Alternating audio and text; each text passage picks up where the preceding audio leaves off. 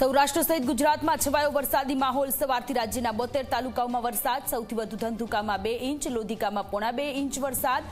હજુ 3 દિવસ વરસાદ પડવાની આગાહી।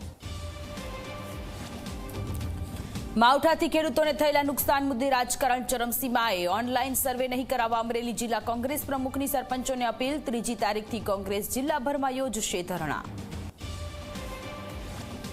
માવઠાથી વધી મુશ્કેલી। દસક્રોઈ તાલુકાના જેતલપુરમાં ઉભા પાકને નુકસાન। ખેતરમાં જ ધોવાઈ ગયો ડાંગરનો પાક। માવઠાથી ખેડૂતોની કરેલા ખર્ચ અને મહેનત પાણીમાં ગઈ। પડતર માંગ ન સંતોષાતા આજથી ગુજરાતમાં સસ્તા અનાજના દુકાનદારો હડતાળ પર। ગુજરાતના 75 લાખ જરૂરિયાતમંદ લોકો અનાજથી રહેશે વંચિત।